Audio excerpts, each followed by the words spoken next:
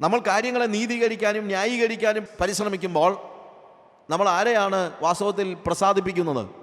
നമ്മളെ തന്നെയാണ്, നമ്മുടെ ഈഗോയെയാണ് പ്രസാദിപ്പിക്കുന്നത്. അപ്പോൾ സൗമ്യതയുടെ ഒരു പ്രത്യേകത, നമ്മൾ എന്ത് ചെയ്യുന്നില്ല, ഒരിക്കലും നമ്മളെ തന്നെ പ്രസാദിപ്പിക്കാനായിട്ട് പരിശ്രമിക്കുന്നില്ല. നമ്മളെ അത് യേശുന്നില്ല. നമ്മൾ അതിൻ്റെ ഒരു പരിധിവരെ നമ്മളത് ശ്രദ്ധിക്കുന്നില്ല, അതിനെക്കുറിച്ച് നോക്കുന്നില്ല. യേശുവിനെക്കുറിച്ച് പ്രവാചകനായ യെശയ്യാവ് അവൻ്റെ സൗമ്യതയെക്കുറിച്ച് വിശദമാക്കുന്ന ചില വേദഭാഗങ്ങൾ, യെശയ്യാവിൻ്റെ പുസ്തകം 42-ാം അധ്യായത്തിൽ അതിൻ്റെ 1 മുതലുള്ള വാക്യങ്ങൾ വായിക്കുമ്പോൾ, behold my servant whom I uphold, my chosen in whom my soul delights, I have put my spirit upon him, he will bring forth justice to the nations, he will not cry or lift up his voice or make it heard in the street. അവൻ നിലവിളിക്കത്തില്ല, ഒച്ച കേൾപ്പിക്കത്തില്ല, തെരുവീതിയിൽ ഒച്ച കേൾപ്പിക്കത്തില്ല, അവൻ പരാതി പറയത്തില്ല. ശരിക്കും ഈ വാക്കുകളുടെ അർത്ഥം പറയുന്ന അതാണ്. അവൻ ഒരിക്കലും എന്ത് ചെയ്യുന്നില്ല, അവൻ പരാതി പറയുന്നില്ല. അവൻ ദാസനാണെന്നുള്ളത് കൊണ്ട് അവനൊരിക്കലും പറയുന്നില്ല, ഞാനിങ്ങനെ ദാസനായിട്ട് എന്നും പണിയെടുത്തുകൊണ്ടിരിക്കുക എന്ന് അവൻ പോയി ആരോടും പറയുന്നില്ല. അവൻ പ്രൊക്ലെയിം ചെയ്യുന്നില്ല. അവൻ ചെയ്യുന്ന പ്രവൃത്തികളെ മറ്റുള്ളവരെ കേൾപ്പിക്കേണ്ടതിന് വേണ്ടി അവൻ തെരുവീതിയിൽ അല്ലെങ്കിൽ പബ്ലിക്കായിട്ട് അവൻ ചെയ്യുന്ന കാര്യങ്ങളെ പറയുന്നില്ല. കാര്യം അതൊരു നിശബ്ദ സേവനമാണ്. സൗമ്യനായ ഒരു വ്യക്തിയുടെ പ്രത്യേകത അതാണ്. അവൻ ചെയ്യുന്ന കാര്യങ്ങൾ അവൻ എന്ത് ചെയ്യുന്നില്ല, നോട്ടീസ് അടിച്ച് പബ്ലിഷ് ചെയ്യുന്നില്ല. സൗമ്യനായ ഒരു വ്യക്തിയുടെ പ്രത്യേകത, അവൻ നിലവിളിക്കുകയില്ല. എന്ന് വെച്ച് കഴിഞ്ഞാൽ അവൻ ഒരിക്കലും പരാതി പറയുകയില്ല. യേശുവിൻ്റെ സൗമ്യതയുടെ പ്രത്യേകത ഏതാണ്? അവൻ ഒരിക്കൽ പോലും പരാതി പറയുന്നില്ല. നമ്മൾ എന്തെങ്കിലും ചെയ്യുകയും ചെയ്യും, പരാതി പറയുകയും ചെയ്യും. മാർത്ത എന്തെല്ലാം കാര്യങ്ങൾ ചെയ്തു, പക്ഷെ അവൾ പറയുന്നു, ഞാൻ ശുശ്രൂഷയാൽ കുഴങ്ങിയിരിക്കുന്നു, നിനക്ക് എന്നെക്കുറിച്ച് എന്താ ഒരു വിചാരമില്ലാത്തത്? ഇപ്പോൾ പരാതി മറിയോട് മാത്രമല്ല, ആരോടുകൂടെയാണ്? യേശുവിനോടാണ്. ദേഷ്യം ഇപ്പോൾ യേശുവിനോടാണ്. ചിലർക്കൊക്കെ എന്തെങ്കിലും പണി ചെയ്ത് പിന്നെ ദേഷ്യം മുഴുവൻ യേശുവിനോടാണ്. ഓരോരുത്തരെയൊക്കെ ഇങ്ങോട്ട് പറഞ്ഞു വിട്ടോളും, പിന്നെ ഞാൻ വേണം ഇതിനെല്ലാം കഷ്ടപ്പെടാൻ, എൻ്റെ ജീവിതത്തിലോട്ട് ഓരോ കാര്യങ്ങൾ കൊണ്ടുവന്നോളും, പിന്നെ ഞാൻ വേണം കിടന്ന് ഇല്ലേ പരാതി. ചെയ്യുമോ? അത് ചെയ്യുകയും ചെയ്യും. അതാണ് അതിൻ്റെ ഏറ്റവും വലിയ തമാശ. മാർത്ത ഉള്ള പണിയെല്ലാം ചെയ്യുന്നുണ്ട്, പക്ഷെ എന്തും ചെയ്യുന്നുണ്ട്, പരാതിയും പറയുന്നുണ്ട്. അതല്ല സൗമ്യത. യേശുവിൻ്റെ പ്രത്യേകതയായിട്ട്, ദാസൻ്റെ പ്രത്യേകതയായിട്ട് അവിടെ പറയുന്നത് എന്താണ്? അവൻ നിലവിളിക്കുകയില്ല. He will not lift up his voice. അവൻ ഒരിക്കലും അവൻ്റെ ശബ്ദം ഉയർത്തത്തില്ല. നമ്മുടെയൊക്കെ ജീവിതത്തിൽ ലിറ്ററലായിട്ട് എടുത്താൽ തന്നെ ഒന്ന് ആലോചിച്ച് നോക്കിയേ, എന്തുമാത്രം ഒച്ചയിലാണ് നമ്മൾ സംസാരിക്കുന്നത്, ഇല്ലേ? അവൻ എന്ത് ചെയ്യത്തില്ല, അവൻ ഒച്ച ഉയർത്തത്തില്ല എന്ന്. നമ്മൾ ഒച്ച ഉയർത്തുന്നത് എന്തുകൊണ്ടാണ്? മറ്റൊന്നും കൊണ്ടല്ല, നമ്മൾ റൈറ്റ് ആണെന്നുള്ള ഒരു ചിന്തയുള്ളത് കൊണ്ടാണ് നമ്മൾ എന്ത് ചെയ്യുന്നത്, ഒച്ച ഉണ്ടാക്കുന്നത്. നമ്മളെപ്പോഴും എന്തുകൊണ്ടാണ് ശബ്ദം ഉണ്ടാക്കുന്നത്? ഞാൻ പറഞ്ഞത് ശരിയാണ്, അതുകൊണ്ടാണ് ഞാൻ എന്ത് ചെയ്യുന്നത്, നമ്മൾ ഒച്ചത്തിൽ സംസാരിക്കുമ്പോൾ നമ്മൾ അഹങ്കാരമാണ് പറയുന്നത്. അഹങ്കാരം പറയാനാണ് നമ്മൾ എപ്പോഴും ഒച്ചത്തിൽ സംസാരിക്കുന്നത്. എപ്പോഴെങ്കിലും ഒരാൾ ഒച്ചത്തിൽ പറഞ്ഞു, അയ്യോ ഞാനൊരു പാപിയാണ്, ഞാൻ ചെയ്തതെല്ലാം തെറ്റാണെന്നാണ് നമ്മൾ ഒച്ച ഉണ്ടാക്കി പറയുന്നത്? ആണോ? ഞാൻ ചെയ്തതിനകത്ത് യാതൊരു തെറ്റുമില്ല എന്ന് പറയുമ്പോഴാണ് നമ്മൾ എന്ത് ചെയ്യുന്നത്, ഒച്ച ഉയർത്തി സംസാരിക്കുന്നത്. പക്ഷേ സൗമ്യനായ ഒരു വ്യക്തി എന്ത് ചെയ്യുന്നില്ല, അവൻ ഒച്ച ഉയർത്തുന്നില്ല. അവനൊരിക്കലും അവനെ തന്നെ ജസ്റ്റിഫൈ ചെയ്യുന്നില്ല. അവനൊരിക്കലും സ്വയം നീതീകരിക്കുന്നില്ല. അവനൊരിക്കലും അവൻ ചെയ്യുന്ന പ്രവൃത്തി അവനൊരു ഭാരമാണെന്ന് പറഞ്ഞ് പരാതി പറയുന്നില്ല. എന്തെങ്കിലും ഒരു കാര്യം അവൻ ചെയ്തു തീർത്താൽ അതൊരു നിശബ്ദ സേവനമാണ്.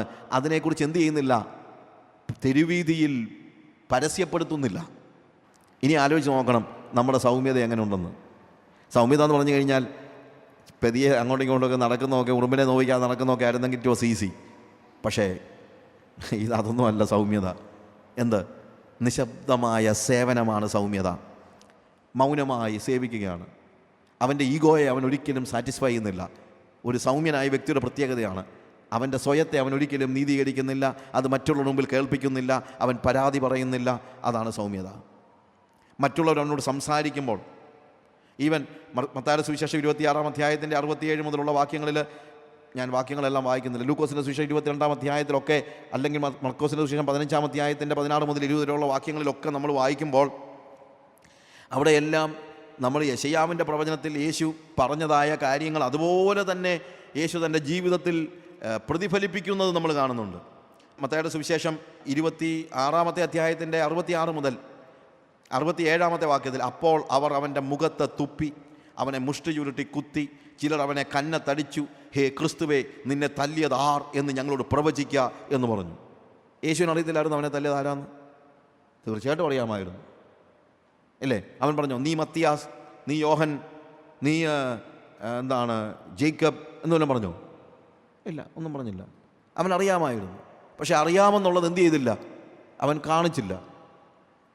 നമുക്കാണെങ്കിൽ എൻ്റെ ദൈവവുമായിട്ടുള്ള എൻ്റെ ബന്ധത്തെ ചോദ്യം ചെയ്യാനല്ലേ ആ സഹോദരി പരിശ്രമിച്ചത്? എനിക്ക് വെളിപ്പാടില്ലെന്നല്ലേ ആ സഹോദരി പറഞ്ഞത്? എന്നാൽ എൻ്റെ വെളിപ്പാടൊന്ന് കാണിച്ചിട്ടേ ഉള്ളെന്ന് നമ്മൾ ചിന്തിച്ചേനെ. പക്ഷേ യേശു ചിന്തിച്ചോ? എന്നാ പറഞ്ഞേക്കാം യുവന്മാരുടെ പേരല്ല, അവന്മാരൊന്ന് അറിയട്ടെ, ഞാൻ ദൈവപുത്രനാണെന്നുള്ളത് അവന്മാരൊന്ന് അറിയട്ടെ എന്ന് കർത്താവ് ചിന്തിച്ചോ? ഇല്ല. കാര്യം അവൻ്റെ ഈഗോയെ ഒരിക്കലും പ്രസാദിപ്പിച്ചില്ല. അതാണ് സൗമ്യത എന്ന് പറയുന്നത്.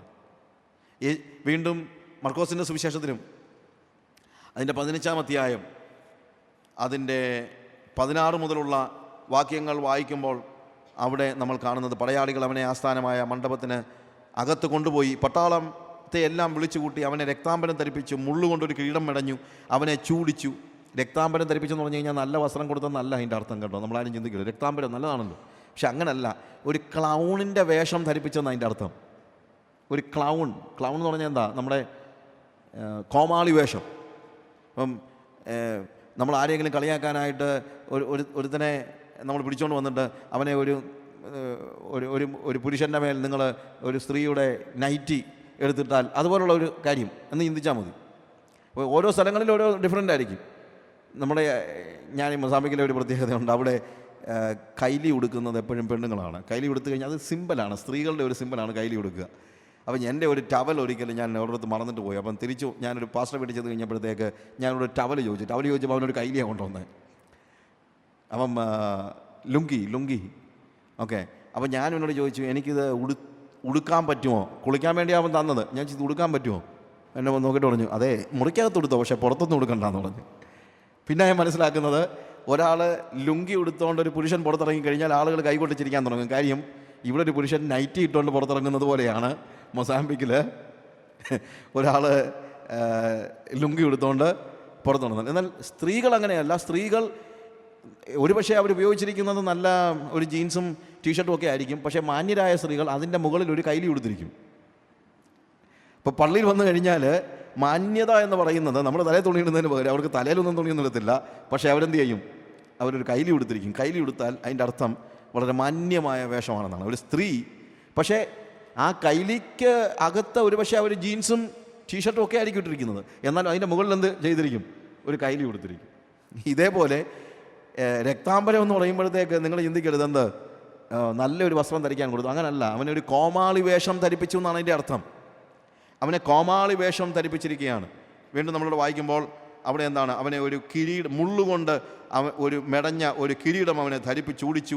യഹൂദന്മാരുടെ രാജാവെ ജയ ജയ എന്ന് പറഞ്ഞ് വന്നിച്ചെന്ന് പറഞ്ഞാൽ അവനെ നമസ്കരിക്കൊന്നുമല്ല, അവനെ കളിയാക്കി പറയുകയാണ്. എല്ലാം കളിയാക്കിയാണ് പറയുന്നത്. കോൽ കൊണ്ട് അവൻ്റെ തലയിൽ അടിച്ചു, അവനെ തുപ്പി, മുട്ടുകുത്തി അവനെ നമസ്കരിച്ചു. നോക്ക്, മുട്ടുകുത്തി അവനെ നമസ്കരിച്ചു പറഞ്ഞാൽ അത് പോസിറ്റീവായിട്ടല്ല, ഐറണിക്കലായിട്ട്. എന്താ?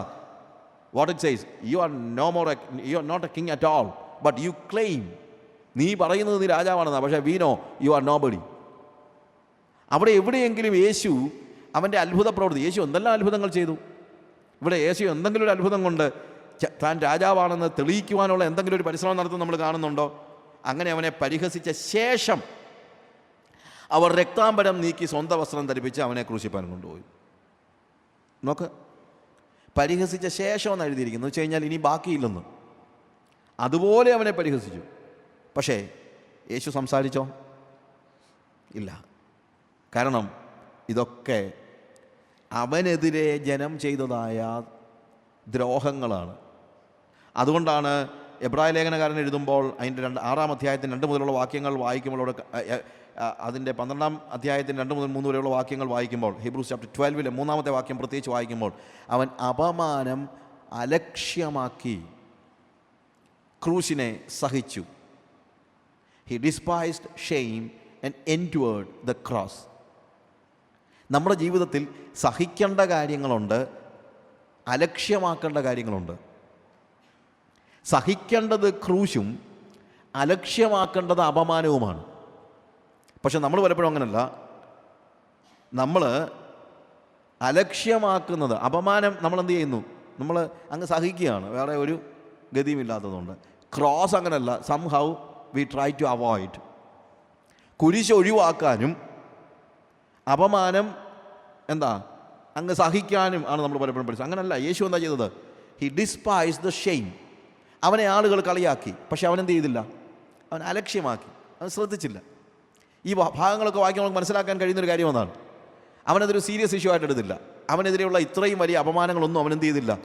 ഒരു സീരിയസ് ഇഷ്യൂ ആയിട്ട് എടുത്തിട്ടില്ല. ഇത്രയൊന്നും അപമാനം എന്താണെങ്കിലും നമ്മളാരും യേശു ക്രിസ്തുവിൻ്റെ പേരിൽ സഹിച്ചിട്ടൊന്നുമില്ല.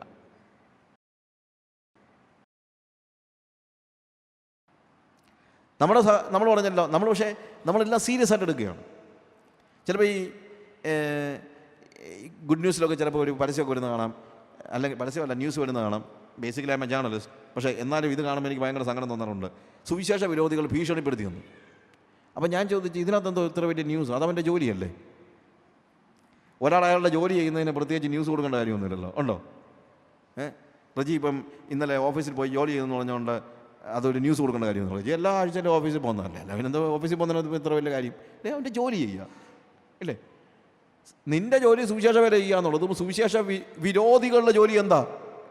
ഭീഷണിപ്പെടുത്തുക എന്നുള്ളത്. അവനത് ചെയ്യട്ടെ, ലെറ്റ് ഹിം ഡു ദാറ്റ്. ഇതിനകത്ത് ഇത്ര വലിയ ന്യൂസ്? അതിനെ വാസ്തവത്തിൽ അലക്ഷ്യമാക്കേണ്ട കാര്യമാണ്, പക്ഷെ നമുക്കത് വലിയ ന്യൂസാണ്. കാര്യം ഇത് അങ്ങനെയൊന്നും ഇപ്പോൾ സംഭവിക്കാത്തതുകൊണ്ടേ. എന്തുവാ സംഭവിക്കാത്ത? എന്തുവാ? സുവിശേഷം അറിയിക്കാത്തതുകൊണ്ടാണല്ലോ.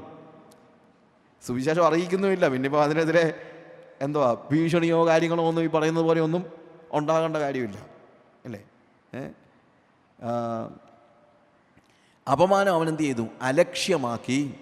ക്രൂശിനെ അവനെന്ത് ചെയ്തു? സഹിച്ചു. He endured the cross. നമുക്ക് ഒഴിവാക്കാൻ പറ്റാത്തതായ കാര്യങ്ങളുണ്ട്, അതിലൊന്നാണ് ക്രോസ് എന്ന് പറയുന്നത്. It is just like the hurdles and hindrances in a race. ഒരു റേസിൽ ഹഡിൽസ് ഉണ്ട്, ഹിൻഡ്രൻസസ് ഉണ്ട്.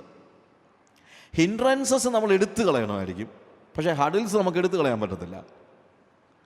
ആരെങ്കിലും ഹഡിൽസ് ഓടാൻ പോകുന്ന കൂട്ടത്തിൽ ഇതെന്തോ ഇതിനിടയ്ക്കെല്ലാം കൊണ്ട് കമ്പി വെച്ചിരിക്കുന്നത്, ഇതെല്ലാം എടുത്ത് കളാം, എന്നാലും ഞാൻ ഓടത്തോളം പറഞ്ഞു കഴിഞ്ഞാൽ ശരിയാകുമോ? ഇല്ല. കാര്യം അത് ആര് വെച്ചിരിക്കുന്നതാണ്? അത് ശത്രു കൊണ്ട് വെച്ചിരിക്കുന്നൊന്നുമല്ല. നമുക്കെല്ലാ ശത്രുവാണല്ലോ കൊണ്ട് വെക്കുന്നത്. അത് ശത്രുവല്ല കൊണ്ട് വെച്ചിരിക്കുന്നത്, ഈ ഓട്ടം ഡിസൈൻ ചെയ്ത ആൾ തന്നെ വെച്ചിരിക്കുന്നതാണ് എന്ത്? ഹഡിൽസ് എന്ന് പറയുന്നത്. അതെടുത്ത് കളയാൻ പറഞ്ഞു കഴിഞ്ഞാൽ നമ്മൾ ശരിയായ ഓട്ടക്കാരനല്ലെന്ന് അതിൻ്റെ അർത്ഥം. എന്നാൽ വഴി കിടക്കുന്ന കല്ലോ നമ്മുടെ ദേഹത്ത് കിടക്കുന്ന എന്തെങ്കിലും ഭാരമോ അതൊക്കെ എടുത്ത് കളയാൻ പറ്റിയേക്കും. കളയാൻ പറ്റുമെന്നല്ല, കളയണം. അതുകൊണ്ടാണ് സകല ഭാരവും മുറുകെ പറ്റുന്ന പാപവും വിട്ട് അതും കൊണ്ട് ഓടാൻ പറ്റത്തില്ല.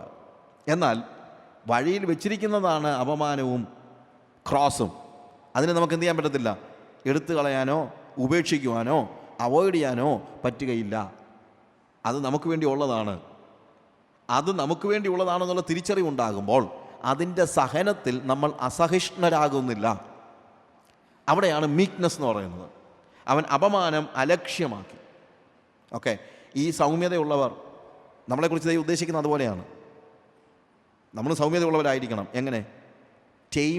ടൈംഫുൾ ആയിട്ടുള്ള ഒരു ആനിമലിനെ പോലെ.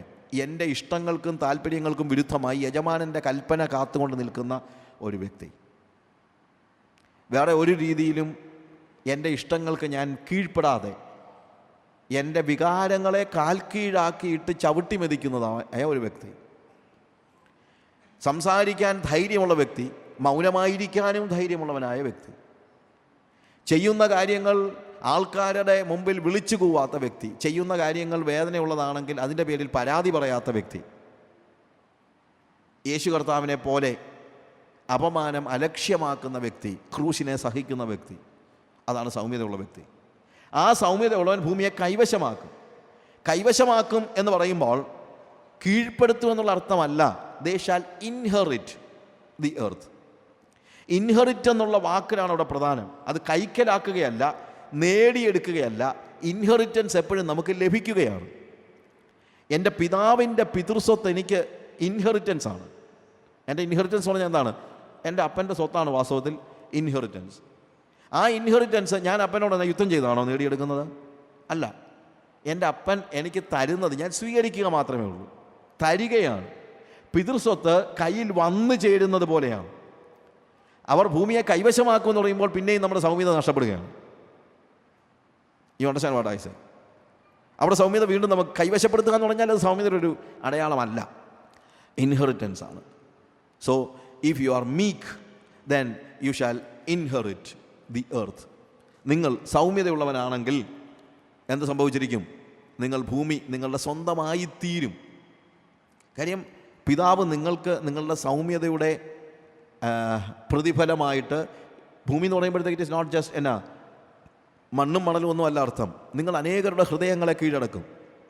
അനേകർ നിങ്ങളുടെ ചുറ്റുമുള്ള ആളുകളൊക്കെ എന്താണ് സ്നേഹം കൊണ്ട് അവരെയൊക്കെ നിങ്ങൾ എന്ത് ചെയ്യുകയാണ്? നിങ്ങളുടെ സൗമ്യത കൊണ്ട് നിങ്ങൾ കീഴടക്കുകയാണ്. നിങ്ങളെ സ്നേഹിക്കാൻ, നിങ്ങൾ പറയുന്നത് കേൾക്കാൻ നൂറുകണക്കിന് ആളുകളുണ്ടാകും. അതൊന്നും വാളുകൊണ്ടല്ല നിങ്ങൾ നേടിയെടുക്കുന്നത്. എന്തുകൊണ്ടാണ്? നിങ്ങളുടെ സൗമ്യത കൊണ്ടാണ്. അടുത്ത ബിയാറ്റിറ്റ്യൂഡ്സിൽ നമ്മൾ കയറുമ്പോൾ അവിടെ എഴുതിയിരിക്കുന്നത്, നീതിക്ക് വിശന്ന് ദാഹിക്കുന്നവർ അനുഗ്രഹീതർ, അവർക്ക് തൃപ്തി വരും. Blessed are those who hunger and thirst for righteousness, for they shall be satisfied. Hunger and thirst for righteousness, നീതിക്ക് വേണ്ടിയുള്ള ഭയങ്കര ദാഹവും വിശപ്പും, അവർ അനുഗ്രഹീതർ. ഇത് നമുക്കൊരു നല്ലൊരു സെൽഫ് ടെസ്റ്റാണ്, ഒരു real self test for your genuinity. ദാഹവും വിശപ്പും, വേറൊരു രീതി പറഞ്ഞു കഴിഞ്ഞാൽ, അതിന് മറ്റൊരു വാക്ക് പറഞ്ഞാൽ ഒരു പാഷൻ ഇല്ലെങ്കിൽ നഷ്ടപ്പെട്ടു പോകുന്ന ഒരു സ്റ്റേജ്. അതാണ് ശരിക്കും ദാഹവും വിശപ്പും എന്ന് പറയുമ്പോൾ. Hunger and thirst for righteousness. നമ്മളുടെ പാഷൻ റൈച്ചസ്നെസ് ആണോ അതോ നമ്മളുടെ സ്വകീയമായ ഇഷ്ടങ്ങളാണോ? ശരിക്കും നീതിയാണ് നമ്മളുടെ ദാഹമെങ്കിൽ നമ്മൾ എന്താണ്? യേശുവിൻ്റെ ശിഷ്യന്മാരാണ്, ജെനുവിനാണ് എന്നുള്ളതിൻ്റെ തെളിവാണ്. നീതിക്ക് വിശക്കുക എന്ന് പറയുമ്പോഴത്തേക്ക് ഹോൾ റൈച്ചസ്നെസ് എന്നുള്ള അർത്ഥത്തിലാണ് ഉപയോഗിച്ചിരിക്കുന്നത്. ഹങ്കർ ഫോർ ബ്രെഡ് എന്ന് പറഞ്ഞാൽ, നമ്മളിപ്പം I have hunger four bread എന്ന് നമ്മൾ പറഞ്ഞു കഴിഞ്ഞാൽ, നോർമലി ഒരു മേശപ്പുറത്ത് നമ്മളിരിക്കുകയാണെങ്കിൽ എനിക്ക് വിശക്കുന്നു, എനിക്ക് റൊട്ടി വേണമെന്ന് പറഞ്ഞു കഴിഞ്ഞാൽ അവിടെ ഇരിക്കുന്ന റൊട്ടി മുഴുവനായിട്ട് എനിക്ക് വേണമെന്നല്ല ശരിക്കും പറഞ്ഞാൽ അതിൻ്റെ അർത്ഥം. എന്താണ്? എനിക്ക് ആവശ്യമുള്ള 2-3 കഷണം, അതാണ്. ഐ തേഴ്സ്റ്റ് ഫോർ വാട്ടർ എന്ന് പറഞ്ഞു കഴിഞ്ഞാൽ എനിക്ക് അല്പം വെള്ളം വേണമെന്ന അർത്ഥം, അല്ലാതെ ആ ജാറ് മുഴുവനോ അല്ലെങ്കിൽ റിസർവോയർ മുഴുവൻ എനിക്ക് വേണമെന്നൊന്നുമല്ല. പക്ഷേ ഇവിടെ ഉപയോഗിച്ചിരിക്കുന്ന വാക്ക് ഇത് മൊത്തം വേണമെന്ന് പറയുന്നതിന് തുല്യമായ വാക്കാണ്. അതായത് ഒരു ഹോട്ടലിൽ ഒരു പ്രാവശ്യം കയറിയപ്പോഴത്തേക്ക് എൻ്റെ ഒരു ഫ്രണ്ട് പറഞ്ഞു, എനിക്കിപ്പോൾ ഹോട്ടൽ തിന്നാനുള്ള വിശപ്പുണ്ടെന്ന്. ഹോട്ടൽ എന്ന് വെച്ച് കഴിഞ്ഞാൽ വിശപ്പിൻ്റെ ആധിക്യത്തെ കാണിക്കാൻ വേണ്ടി അയാൾ പറഞ്ഞ ആ വാക്ക്, ഇറ്റ് വാസ് റിയലി എനിക്ക് ഭയങ്കര രസകരമായിട്ട് തോന്നി. അയാൾ പറയുന്നത് എനിക്ക് വല്ലതും കഴിക്കാനുള്ള വിശപ്പുണ്ടെന്നല്ല, എനിക്കിപ്പോൾ ഈ ഹോട്ടൽ തിന്നാനുള്ള വിശപ്പുണ്ടെന്ന്. അതുപോലെ ഒരു വാക്കാണ് ഇവിടെ നീതിക്ക് വിശന്ന് ദാഹിക്കുന്നവർ എന്ന് ഇവിടെ ഉപയോഗിച്ചിരിക്കുന്നതായ വാക്ക്. അതുപോലെയുള്ള ഒരു ദാഹം, അതുപോലെയുള്ള ഒരു വിശപ്പ്, ആഹാരവും വെള്ളവും എനിക്ക് എൻ്റെ ശരീരത്തിന് എത്ര അനിവാര്യമാണോ അതുപോലെ ആത്മാവിന്, എൻ്റെ ആത്മാവിന് നീതിക്കുള്ള ഒരു വിശപ്പും ദാഹവും. ഞാൻ ആഹാരം കഴിച്ചില്ലെങ്കിൽ എന്നോട് വിശക്കും. എല്ലാവർക്കും വിശക്കും. ആർക്കാണ് വിശക്കാത്തത്? നമ്മളിലും പറയും നമ്മുടെ കുഞ്ഞുങ്ങൾക്കൊക്കെ ഞങ്ങളുടെ കൊച്ചിന് വിശപ്പില്ലെന്ന്. കാര്യം വിശക്കാൻ അവസരം കൊടുത്തിട്ട് വേണ്ടേ അതിന് വിശക്കാൻ. അതതിൻ്റെ പ്രശ്നമല്ല, അത് വേറെ ഒന്നുമല്ല. എവറി 2 hours ആഹാരം കുത്തിക്കയറ്റി കഴിഞ്ഞാൽ പിന്നെ അതിനെങ്ങനെ വിശക്കുന്നത്? അതിന് വിശപ്പുണ്ടോ ഇല്ലയോ എന്ന് അറിയണമെങ്കിൽ 2 ദിവസം ആഹാരം കൊടുക്കാതിരിക്കണം. പിന്നെ പറയും 2 ദിവസം വേണമെങ്കിലും അവൾ വിശന്നങ്ങ് നടന്നോളൂ നമ്മൾ പറയും. വെറുതെയാണ്. 2 മണിക്കൂർ കഴിയട്ടെ, അന്നേരം അറിയാം അത് നടക്കുമോ ഇല്ലയോ എന്ന്. അമ്മയെ വിശക്കുന്നെന്ന് പറഞ്ഞുകൊണ്ട് അടുത്തോട്ട് കയറി വരുന്നത് നമുക്ക് കാണാം. കാര്യം വിശപ്പാണോ എന്താണ് നമ്മൾ ശരീരത്തിന് എന്താവശ്യമുണ്ട്? ആഹാരം ആവശ്യമുണ്ട്. അത് കഴിച്ചില്ലെങ്കിൽ നമുക്ക് വിശപ്പ് കാണും. വെള്ളം കുടിച്ചില്ലെങ്കിൽ നമുക്ക് ദാഹമുണ്ടാകും. ഇതുപോലെ നീതിക്ക് വേണ്ടിയുള്ള ഒരു ദാഹം ആത്മാവിലുണ്ടാകുന്നതാണ് ശരിക്കും എന്ത്? നീതിക്ക് വിശന്ന് ദാഹിക്കുക എന്ന് പറയുന്നതായ ഒരു അവസ്ഥ. ഇവിടെയും ഞാൻ പറഞ്ഞല്ലോ, എല്ലാ ബിയാറ്റിറ്റ്യൂഡ്സിനുമുള്ള ഒരു പ്രത്യേകതയുണ്ട്. എന്താ? അതിന് 2 ആസ്പെക്റ്റ് ഉണ്ട്. കരച്ചിലിന് 2 ആസ്പെക്റ്റ് ഉണ്ട്. എന്താ നമ്മൾ ദാരിദ്ര്യത്തിന് 2 ആസ്പെക്റ്റ് ഉണ്ട്. ഇതുപോലെ തന്നെ നീതിക്ക് വേണ്ടിയുള്ള വിശപ്പിനും ദാഹത്തിനും 2 ആസ്പെക്റ്റ് ഉണ്ട്. കരച്ചിലിന് നമ്മൾ പാപബോധത്താലുള്ള കരച്ചിലും തേജസ്കരണത്തിന് വേണ്ടിയുള്ള ഞരക്കവുമുണ്ട്. ഇതുപോലെ നീതിക്കും വേണ്ടിയുള്ള വിശപ്പും ദാഹവും എന്ന് പറയുമ്പോൾ അതിനും 2 ഫേസസ് ഉണ്ട്.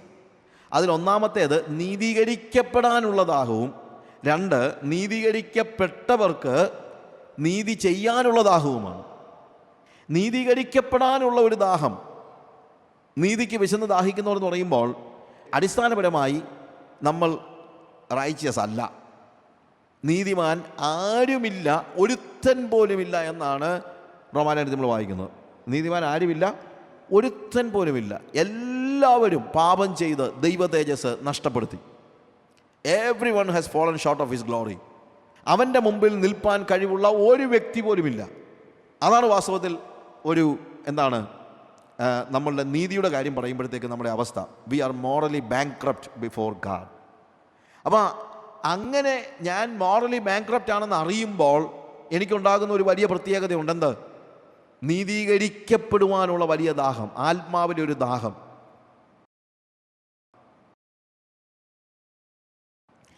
എന്താണ് നീതി എന്ന വാക്ക് ഇവിടെ അർത്ഥമാക്കുന്നത്? നീതി എന്ന് പറഞ്ഞു കഴിഞ്ഞാൽ ദൈവവുമായിട്ടുള്ള നീതി. നമ്മൾ റോമാലേഖനം 5-1 വാക്യം വായിക്കുമ്പോൾ വിശ്വാസത്താൽ നീതീകരിക്കപ്പെട്ടിട്ട് ഇപ്പോൾ നമുക്ക് ദൈവത്തോട് സമാധാനമുണ്ട്. നീതീകരിക്കപ്പെട്ടിട്ട്. നേരത്തെ നമുക്കും ദൈവത്തിനും മധ്യത്തിൽ നീതിയില്ലായിരുന്നു. നീതി എന്ന് പറയുന്നത് ഇടയ്ക്കൊന്നുമില്ലാത്ത ഒരവസ്ഥയെ ദ്യോതിപ്പിക്കുന്ന ഒരു വാക്കാണ്. ഇടയ്ക്കൊന്നുമില്ലാത്ത. ഞാനും നിങ്ങളും തമ്മിൽ ഇപ്പോൾ വാസ്തവത്തിൽ നീതിയില്ലെന്ന് പറയാം. കാര്യം ഇതിനിടയ്ക്ക് എന്തുണ്ട്? എനിക്ക് അങ്ങോട്ട് നടന്നു വരാൻ വയ്യാത്തതുപോലെ ഇവിടെ ഒരു പോഡിയം ഇരിപ്പുണ്ട്.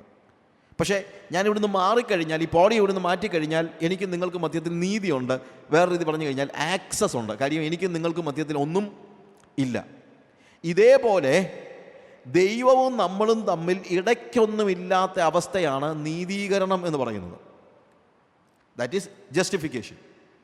അതുകൊണ്ട് വിശ്വാസത്താൽ നീതീകരിക്കപ്പെട്ടിട്ട് ഇപ്പോൾ നമുക്ക് ദൈവവുമായിട്ട് സമാധാനമുണ്ടെന്ന് പറയാൻ കാരണം യേശു കർത്താവിൻ്റെ രക്തത്താൽ നമുക്കും ദൈവത്തിനും മധ്യത്തിലുണ്ടായിരുന്ന പാപത്തിൻ്റെ വന്മതിൽ അവൻ ഇടിച്ചു കളഞ്ഞതുകൊണ്ട് ഇപ്പോൾ ദൈവത്തിൻ്റെ അടുത്തേക്ക് പോകാൻ കഴിയുന്ന രീതിയിൽ നമുക്ക് ആക്സസ് ഉണ്ടെന്ന് അതിൻ്റെ അർത്ഥം. അതുകൊണ്ടാണ് റോമാലേഖനം 5-ാം അധ്യായത്തിൽ തന്നെ തുടർന്ന് വായിക്കുമ്പോൾ നമ്മളോട് വായിക്കുന്നത്, അതുകൊണ്ട് നാം നിൽക്കുന്ന ഈ കൃപയിലേക്ക് നമുക്ക് അവൻ മുഖാന്തരം പ്രവേശനവും ലഭിച്ചിരിക്കുന്നു, നമുക്ക് ആക്സസ് കിട്ടിയിരിക്കുന്നു. അപ്പോൾ നേരത്തെ എന്തില്ലായിരുന്നു? ദൈവവുമായിട്ട് എനിക്ക് എന്തില്ലായിരുന്നു? നീതി ഇല്ലായിരുന്നു. അപ്പോൾ എൻ്റെ മനസ്സിൻ്റെ വലിയൊരു മോഹമാണ്, ആഗ്രഹമാണ്, സംഹൗ എനിക്ക് എന്ത് വേണം? ദൈവവുമായിട്ട് ആക്സസ് വേണം. ദൈവവുമായിട്ട് എനിക്ക് നീതീകരിക്കപ്പെടണം. ദൈവവുമായിട്ട് എനിക്ക് ഇടപഴകണം. എനിക്ക് സമാധാനം വേണം ദൈവവുമായിട്ട്. സമാധാനം എന്ന വാക്കിനും വളരെ വ്യത്യസ്തമായൊരർത്ഥമുണ്ട്. ശരിക്കും നെയ്ത്തുകാരുപയോഗിക്കുന്ന, വീവിങ്ങിനകത്ത് ഉപയോഗിക്കുന്നൊരു വാക്കായത്. വീവിങ്ങിൻ്റെ ഒരു പ്രത്യേകതയുണ്ട്. പല നൂലുകൾ ഇഴചേരുകയാണ്, ഒട്ടിച്ചു വെക്കുകയല്ല.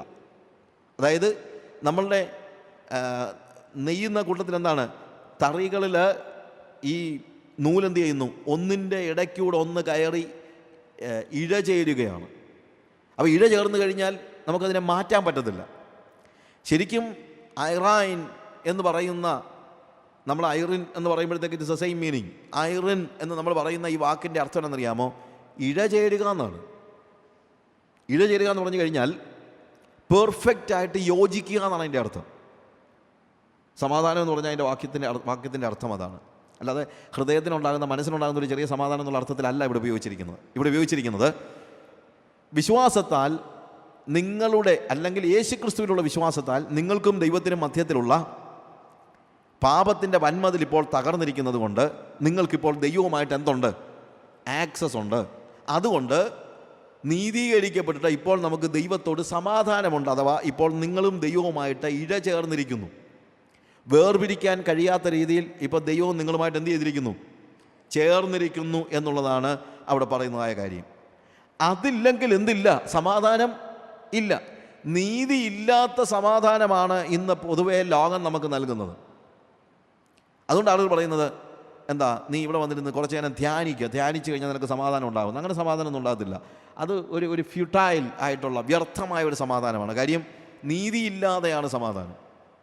അതുകൊണ്ട് TM-ൽ കിട്ടുന്ന, ട്രാൻസെൻഡന്റൽ മെഡിറ്റേഷനിൽ കിട്ടുന്ന സമാധാനമല്ല യേശു കർത്താവ് നിങ്ങൾക്ക് തരുന്നത്. യേശു തരുന്നത് നീതിയുടെ ഫലമായ സമാധാനമാണ്. എന്താണ് നീതി? ദൈവത്തിന് നമുക്ക് മധ്യത്തിലുണ്ടായിരുന്ന പാപത്തെ തുടച്ചു മാറ്റിയിട്ട് ദൈവത്തോട് ആക്സസ് നൽകിയിട്ട് കർത്താവ് എന്ത് ചെയ്യുന്നു? അവനുമായിട്ട് ഇഴചേരുവാനുള്ള ബന്ധം നമുക്കുണ്ടാക്കി തരുന്നു. അതിനുവേണ്ടിയുള്ള വലിയ ഒരു മോഹം, അതിനുവേണ്ടിയുള്ള ദാഹം. അല്ലെങ്കിൽ ഞാൻ പാപത്തിൽ ജീവിക്കുമ്പോൾ പാപം എന്നെയും ദൈവത്തെയും തമ്മിൽ അകറ്റിയിരിക്കുന്നു എന്നുള്ള വലിയ ബോധ്യത്തിൽ നിന്ന്, തിരിച്ചറിവിൽ നിന്ന് ഞാൻ എന്ത് ചെയ്യുകയാണ്? ദൈവത്തോട് ചേരുവാനുള്ള വലിയ ഒരു മോഹം. നമ്മൾ സങ്കീർത്തനം 42-ന്റെ 1-2 വാക്യങ്ങൾ വായിക്കുമ്പോൾ, as the deer panteth for the water, നമ്മൾ പറയുന്ന as a hart longs for flowing streams, so longs my soul for thee your god. മാൻ നീർത്തോടുകളിലേക്ക് ചെല്ലുവാൻ കാംക്ഷിക്കുന്നത് പോലെ ദൈവമേ, എൻ്റെ ആത്മാവ് നിന്നോട് ചേരുവാൻ, ഒക്കെ ഉപയോഗിച്ചിരിക്കുന്ന വാക്ക്, നിന്നോട് ചേരുവാൻ ഞാൻ കാംക്ഷിക്കുന്നു. My soul thirsts for thee, for the living God, when shall I come and behold the face of God. എനിക്ക് എപ്പോൾ ദൈവത്തിൻ്റെ മുഖം കാണാനായിട്ട് കഴിയും? ഇപ്പോൾ ഞാൻ ദൂരെയാണ്, ഇപ്പോൾ ഞാൻ ദൈവത്തിൻ്റെ മുഖം കാണുന്നില്ല. പക്ഷേ എനിക്ക് ഭയങ്കര ആഗ്രഹമുണ്ട്. എന്ത്? എനിക്ക് ദൈവത്തിൻ്റെ മുഖം കാണണം. എനിക്ക് എപ്പോൾ അവൻ്റെ അടുത്ത് ചെല്ലാൻ പറ്റും, എപ്പോൾ അവനുമായിട്ട് എനിക്ക് യോജിക്കാൻ പറ്റും എന്നുള്ള ആ വലിയ ഒരു മോഹം, ദാഹം, നീതീകരിക്കപ്പെടുവാനുള്ള വലിയ മോഹം, അവൻ്റെ സാന്നിധ്യത്തിലേക്ക് പ്രവേശിക്കുവാനുള്ള വലിയ മോഹം, അതാണ് നമ്മളിവിടെ കാണുന്നത്. 63-ാം സങ്കീർത്തനത്തിൻ്റെ 1 മുതലുള്ള വാക്യങ്ങൾ, ഓ God, thou art my God, I seek thee, my soul thirsts for thee, my flesh faints for thee, as in dry and weary land where there is no water. വെള്ളമില്ലാതെ ഉണങ്ങി വരേണ്ട ഒരു ദേശത്ത് വെള്ളം ഒഴിക്കുമ്പോൾ എത്ര ആഴത്തിൽ അത് ദാഹം, നമുക്കറിയാമല്ലോ, അതിനെ കുടിച്ച് വറ്റിക്കുന്നുവോ അതുപോലെയുള്ള ഒരു ദാഹം, ഒരു മോഹം. എന്തിനു വേണ്ടി? നിനക്കായി. ഓ God, thou art my God, I seek thee, my soul thirsts for thee. എൻ്റെ ആത്മാവ് നിനക്കായി, ജീവനുള്ള ദൈവത്തിനായി തന്നെ കാംക്ഷിക്കുന്നു. ദൈവം തരുന്ന കാര്യങ്ങൾക്ക് വേണ്ടിയല്ല, സമ്മാനങ്ങൾക്ക് വേണ്ടിയല്ല, ഭൗതികമായ കാര്യങ്ങൾക്ക് വേണ്ടിയല്ല. എന്തിനു വേണ്ടിയാണ്? നിനക്കായി. ഇന്ന് ഈ ഒരു ദാഹമാണ് ആവശ്യമായിരിക്കുന്നത്. നീതീകരിക്കപ്പെടുവാനുള്ള വലിയ ഒരു ദാഹം, നീതീകരിക്കപ്പെടാനുള്ള വലിയ ദാഹം, വലിയൊരു വിശപ്പ്. Give me this or else I die. എനിക്കിത് നൽകുക, അല്ലെങ്കിൽ ഞാൻ മരിക്കട്ടെ എന്ന് പറയുന്ന ഒരു ദാഹം. മരിച്ചു പോകുമെന്നുള്ളൊരു ചിന്ത. ഇത് കിട്ടിയില്ലെങ്കിൽ ഞാൻ മരിച്ചു പോകും. മൈ സോൾ, അവിടെ എഴുതിയിരിക്കുന്ന ഒരു വാക്ക്, so have I looked in my flesh faints for thee. എൻ്റെ ദേഹി നിനക്കായിട്ട് കാംക്ഷിക്കും തന്നെയല്ല, ഫെയിൻസ് എന്ന് വെച്ച് കഴിഞ്ഞാൽ എനിക്ക് ദൈവത്തെ കാണാൻ പറ്റിയില്ലെങ്കിൽ, അറിയാൻ പറ്റിയില്ലെങ്കിൽ, അതെനിക്ക് ലഭിക്കുന്നില്ലെങ്കിൽ, ദൈവത്തിന് വേണ്ടിയുള്ള എൻ്റെ മോഹം സഫലമാകുന്നില്ലെങ്കിൽ ഞാൻ മരിച്ചു പോകുമെന്ന് തോന്നുന്നൊരവസ്ഥ. അത്രയ്ക്ക് നീതീകരിക്കപ്പെടുവാനുള്ള വലിയ ഒരു ആഗ്രഹം. ഇത് ലഭിച്ചില്ലെങ്കിൽ ഞാൻ മരിച്ചു പോകുന്ന ചിന്തിക്കത്തക്ക രീതിയിലുള്ള വലിയൊരു മോഹം. ഇന്ന് ആ രീതിയിലുള്ളൊരു ദാഹം നമുക്ക് ആവശ്യമാണ്, നീതീകരിക്കപ്പെടുവാനുള്ള മോഹം. ഇനി അടുത്തത് എന്താണ്? നീതീകരിക്കപ്പെട്ടവൻ ദൈവത്തിൻ്റെ നീതി നിർവഹിക്കുവാനുള്ള മോഹം. നീതീകരിക്കപ്പെട്ടത് എന്തിനു വേണ്ടിയാണ്? നീതി നിർവഹിക്കാൻ വേണ്ടിയാണ് നീതീകരിക്കപ്പെട്ടത്. നമ്മൾ നീതീകരിക്കപ്പെട്ടത് എന്തിനു വേണ്ടിയാണ്? നീതിയോടെ ജീവിക്കാൻ വേണ്ടിയാണ്, നീതിയുടെ രാജ്യത്തിൽ. അതുകൊണ്ടാണ് യേശു കർത്താവ് പറയുന്നത്, അവൻ്റെ രാജ്യവും നീതിയും അന്വേഷിപ്പിൻ. നീതീകരിക്കപ്പെട്ടവൻ, നീതീകരിക്കപ്പെടുന്നതിന് മുമ്പ് അവൻ ആകെ ഒരു കാര്യം മാത്രമേ ആഗ്രഹിച്ചുള്ളൂ. എന്ത്? നീതീകരിക്കപ്പെടണം. വേറെ ഒന്നും അവൻ ആഗ്രഹം ഉണ്ടായിരുന്നില്ല. എന്താണ് നീതീകരിക്കപ്പെടുക? ദൈവത്തിനും ഇടയ്ക്കും എനിക്കൊന്നും ഇല്ലാത്ത അവസ്ഥ, ദൈവവുമായിട്ട് ഇഴചേരുന്നതായ ഒരു സ്റ്റേജ്. നീതീകരിക്കപ്പെടാത്തവൻ്റെ മുഴുവൻ ദാഹവും എന്തിനാണ്? നീതീകരിക്കപ്പെടുവാൻ. എന്നാൽ നീതീകരിക്കപ്പെട്ടവൻ്റെ മുഴുവൻ ദാഹവും എന്താണ്? Seek ye first the kingdom of God and its righteousness. ദൈവരാജ്യത്തിൻ്റെ നീതിയാണ് ഇപ്പോൾ എൻ്റെ ദാഹം. ഒരിക്കൽ എൻ്റെ ദാഹം എന്തായിരുന്നു? നീതീകരിക്കപ്പെടുക എന്നുള്ളതായിരുന്നു. പക്ഷേ ഇപ്പോഴെൻ്റെ ദാഹം എന്താണ്? അവൻ്റെ രാജ്യവും അവൻ്റെ നീതിയും, വേറെ ഒന്നുമില്ല. പക്ഷേ ഇന്ന് അവൻ്റെ രാജ്യവും അവൻ്റെ പണവും. ഞാൻ കെനിയയിൽ ഒരു ദിവസം സൺഡേയിലെ ന്യൂസ് പേപ്പറിൽ അവരുടെ സൺഡേ മാഗസിൻ വായിച്ചപ്പോഴത്തേക്ക് എനിക്ക് ഭയങ്കര സങ്കടം തോന്നിപ്പോയി. ആഫ്രിക്കയിലെ ഈ നൈറോബിയിലുള്ള ചർച്ചസ് എത്രത്തോളം ധനമോഹികളാണെന്ന് അവിടുത്തെ ഒരു സെക്യുലർ പത്രം അവരുടെ മാഗസിൻ, സൺഡേ മാഗസിനിൽ ഇറ്റ് ഈസ് വിത്ത് മീ, എൻ്റെ കയ്യിലിരിപ്പുള്ളത്. അവിടെ എഴുതിയിരിക്കുന്ന അവർ ടൈറ്റിൽ കൊടുത്തിരിക്കുന്നത്, ജേർണലിസ്റ്റുകളല്ലേ അവന്മാർ കൊടുത്തിരിക്കുന്നത്, seek ye the kingdom of God and its money. ഓരോ ചർച്ചും എത്രത്തോളം പണം പിടിക്കുന്നുണ്ടെന്നും പണം പിരിവിന് വേണ്ടി അവരെന്തൊക്കെ ഗിമ്മിക്കുകൾ ഉപയോഗിക്കുന്നുണ്ടെന്നും ഓരോ ടെലിവിഷൻ ചാനലിലും ഓരോരുത്തർ പ്രത്യക്ഷപ്പെട്ട് എന്തൊക്കെയാണ്, എന്തോരം റിസർച്ച് നടത്തിയെന്ന് ഞാൻ ആലോചിച്ചവൻ, എന്തൊരു റിസർച്ച്. പക്ഷേ എന്താണ്? ആ നൈറോബി സിറ്റിയിൽ അല്ലെങ്കിൽ കെനിയയിൽ മൊത്തം ഓടുന്ന ആ സൺഡേ പത്രത്തിൻ്റെ പ്രതികൾ ചെല്ലുന്നിടത്തൊക്കെ എന്തൊരു നാണം കെട്ട പരിപാടിയാണ് അതല്ലേ? You know why? The people are not looking for God's kingdom and its righteousness, but the people are looking for God's kingdom and its money. അതൊരു നാണം കെട്ട പരിപാടിയാണ്, ദൈവനാമത്തിന് അപമാനമാണ്. ടെലിവിഷൻ ചാനലിൽ എനിക്കറിയത്തില്ലല്ലോ, എനിക്ക് അവിടുത്തെ ആഫ്രിക്കയിലെ ടെലിവിഷൻ ചാനലിനെ കുറിച്ച് അത്രയൊന്നും അറിയത്തില്ല. പക്ഷേ ഓരോ ടെലിവിഷൻ ചാനലിലും ഓരോരുത്തരും പ്രത്യക്ഷപ്പെട്ട് പേര് സഹിതം എന്തൊക്കെ ആവശ്യപ്പെടുന്നു, എന്തൊക്കെ വേദപുസ്തകത്തിലെ മണ്ടത്തരങ്ങൾ പറയുന്നു. ഈ എഴുതിയ ഒരുത്തർ എഴുതിയിരിക്കുകയാണ്, എന്താണ്, പരിശുദ്ധാത്മാവിനെ കൈവച്ച് പരിശുദ്ധാത്മാവിനെ പ്രാപിക്കുന്നത് കണ്ടപ്പോൾ അപ്പോസ്തലന്മാരുടെ അടുത്ത് ശിമോൻ ദ്രവ്യം കൊണ്ടുവന്നു, അതുപോലെ ഇന്നുള്ളവൻ കൊണ്ടുവരുന്നതെന്ന്. ആരെക്കുറിച്ചാണ്? അപ്പോസ്തലന്മാരെ കുറിച്ച് പറഞ്ഞിരിക്കുകയാണ്. അങ്ങനെ പണം കൊടുത്ത് പരിശുദ്ധാത്മാവിനെ നൽകാൻ പരിശ്രമിച്ച ശിമോൻ്റെ അനുയായികളാണ് ഇന്നത്തെ പ്രസംഗകരെന്നാണ് പത്രത്തിൽ അവർ എഴുതിയിരിക്കുന്നത്. അതുകൊണ്ടാണ് ഞാൻ പറഞ്ഞത്, നമ്മളൊന്നും കാണുന്നതിനേക്കാൾ കൂടുതൽ സെക്യുലർ ആൾക്കാർ ഈ കാര്യം, it's a secular magazine, it's a secular magazine. Seek the kingdom of god and it's money, അതാണ് അതിൻ്റെ ടൈറ്റിൽ.